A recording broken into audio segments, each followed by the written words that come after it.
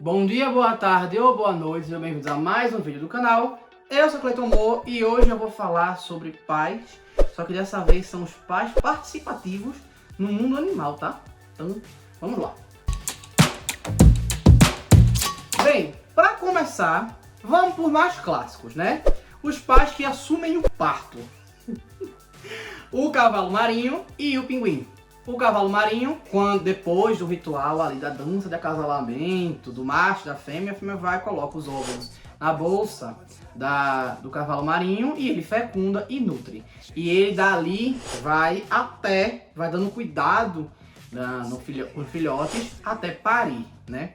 Então ele vai nutrindo os filhotes ali, realmente engravidando, para poder depois parir. E no caso do pinguim, o pinguim normal, dependendo da espécie, né, mas normalmente o pinguim macho, ele vai ficar lá para esquentar os ovos, né, para chocar os ovos, enquanto a fêmea sai para pegar comida, armazenar comida e trazer para alimentá-lo.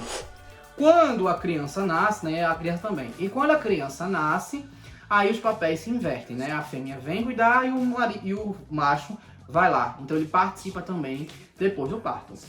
Divisão de tarefas. A gente tem vários animais que dividem tarefas. Eu peguei alguns aqui, como por exemplo o sagui, o leão, a raposa vermelha e o mico-leão dourado. Cada um deles de uma forma diferente, tá? A raposa vermelha, ela vai cuidando ativamente dos filhotes. Ele ensina a caçar, a brincar, ele alimenta, ele traz a caça para alimentar a família. Ele vai trazendo isso. O leão, enquanto a leoa vai caçando e vai cuidando do filhote há algum tempo, quando o filhote começa a crescer, como a gente vê em Rei Leão, por exemplo, é o macho que vai instruindo com algumas coisas, ensinando uma coisa ou outra e tal, ele vai se acostumando a assumir a postura de macho ali no bando. No caso do sagui, do mico-leão dourado, eles cuidam dos filhotinhos muito novos e eles vão instruindo tudo, sendo participativo, de fato, ali dividindo as tarefas com a fêmea. Do cuidado, do transporte, alimentação, tudo, tá?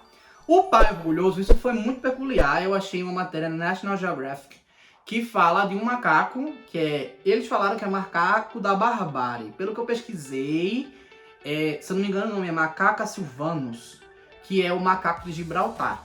Que os machos usam os filhotes como porta de entrada para interação social.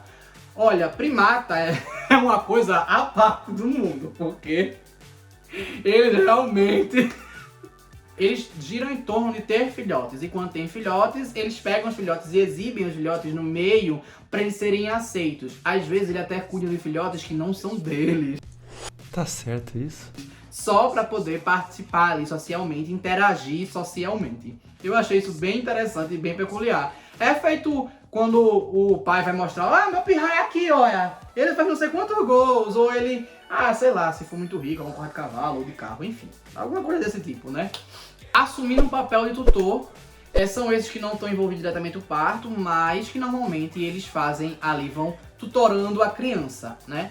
No caso do avestruz e da jaçanã, depois, no caso avestruz, a fêmea dá o ovo pro avestruz, ele vai fazer o parto, né? E depois ele vai cuidar do avestruz até a fase adulta, até uma fase que dê pra, olha, tá bom, segue teu rumo, sabe? Ele vai cuidar, ele vai tutorar todinho. E a fêmea, ó. A jaçanã, a mesma coisa que depois que o ovo choca, ele dá os filhotes, toma, a responsabilidade é tua, tu cuida. Se fosse assim no mundo da gente, hein? Toma, tu cuida. Fica aí, te vira. Se coloca no lugar dela 5 segundos, você vai entender. Dando a vida pros seus filhotes. Esse aqui, eu não lembrava o nome da ave, mas ainda bem que apareceu como sugestão pra mim, inclusive na minha pesquisa, né? Inclusive no National Geographic, eu lembrava de ter visto, inclusive até documentários sobre isso. As aves tetrazes. Essas aves, elas são assim, quando a fêmea tá no ninho, cuidando dos filhotes, chocando os ovos e tal, o macho, ele viaja, ele voa por muitos e muitos quilômetros. Às vezes até quase 200 quilômetros no processo de ir e vir, para poder chegar num lugar de água, tá ali, ó.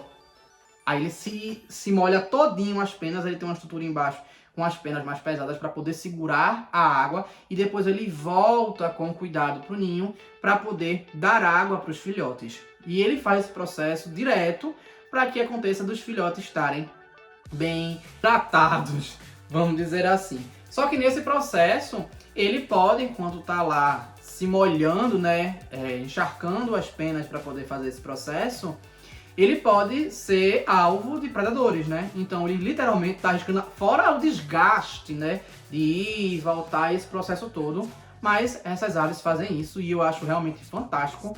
Eu fico pensando, gente, se isso aqui foi quem venceu na seleção natural, como é que era antes, né? Porque uma dificuldade dessa... E assim, porque ele simplesmente Não faz o ninho, perto do lago. mas perto aí é do- porque da corrente pode d'água. ser que seja mais fácil de ser predado. Entendeu? Aí fazem num lugar mais seco, que é pra não ser predado, pra não ter esse BO com os filhotes. Justamente por causa dos filhotes. Mas, enfim. O outro é o peixe palhaço, né? O peixe palhaço também, depois que a fêmea coloca os ovos num lugar perto da anêmona e o macho fecunda esses ovos, os óvulos no caso, né? Ele é que fica lá limpando, ventilando, hidratando, olha. Cuidando, limpando, aquele negócio todo, né?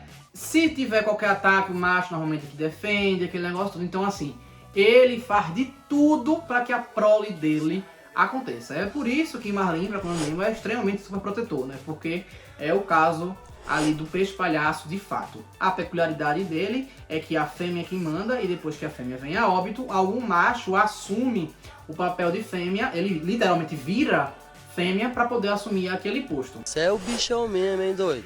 Inclusive, todos os filhotes nascem macho. Eles viram fêmea num processo lá deles mesmo, tá? Inclusive, se estão gostando, curtam, comentem e compartilhem esse vídeo, viu? Mas fica aqui pra ver o rastinho, por favor. E depois que sair, ó, vai vendo mais curiosidade de biologia, que eu tenho alguns vídeos aqui no canal. Então, vamos pro próximo. O pai controverso. Esse eu achei extremamente peculiar. O peixe-tubo é um peixe que ele também engravida, entre aspas, né? Depois que tá pronto, é depositado dentro de uma bolsa que ele tem, uma bolsa lá preparada para ele estar nutrindo os filhotes, e ele consegue acumular filhotes de até 4 fêmeas. Ela tá desesperada!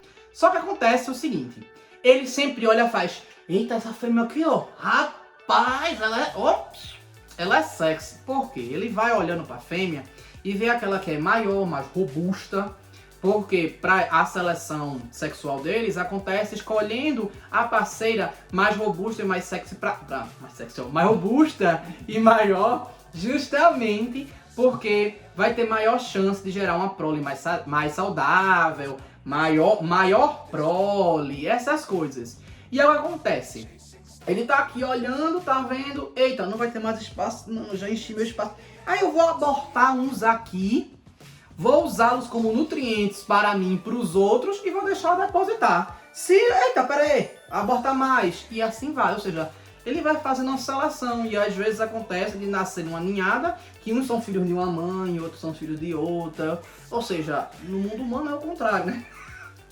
Mas, sem a parte do aborto, né? Mas ele naturalmente aborta e tal. É um negócio assim que eu fiquei... Gente, pra vocês verem, né? Que tem uns bichos que são meio assim. Você se pergunta... Mas eu não consigo entender a seleção sexual porque aconteceu, né? E ter separado ali da seleção natural. E indo pro último pai, é o pai que faço tudo sozinho. Esse bicho eu peguei porque eu achei... Eu tinha visto até um dia desses um exemplo de um deles, tá? E Fernando de vez em quando fala desse bicho, que eu não sei porque ele guarda esse bicho na cabeça dele. Que é o sapo dardo azul. É um sapo venenoso da Amazônia que tem no Suriname e no Brasil, se eu não me engano. Mas é bem pequena a população. Nesse caso, o macho, ele atrai a fêmea e a fêmea chega lá e com o canto, né, chega lá e se amostra para ele escolher se ele vai decidir ficar com ela ou não. Se tiver mais de uma fêmea, elas disputam pelo macho. Mas o luxo do macho acaba por aí. Por quê? Ele escolhe um lugar para depositar os ovos, chega lá para realizar o amplexo, não é o nome da coisinha, né? Que é apertar para colocar, mas não é num corpo hídrico, é um lugar úmido lá, que ele encontra uma pocinha d'água ali, tá? Tiver um negócio ali bem... Aí eles vão e colocam lá. Dali em diante, a fêmea, ó... Quer dizer, não necessariamente. O macho é que assume a responsabilidade de hidratar os ovos. Então, se estiver secando, o macho ele urina nos ovos para que eles continuem hidratados até eclodirem.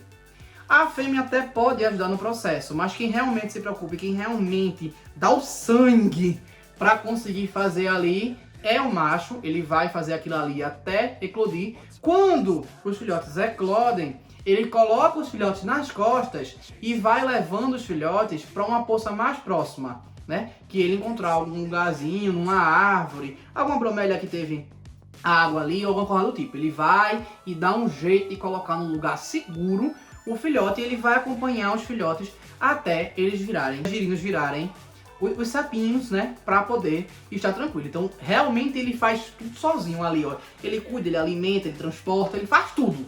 A fêmea ali naquele caso, ela é opcional.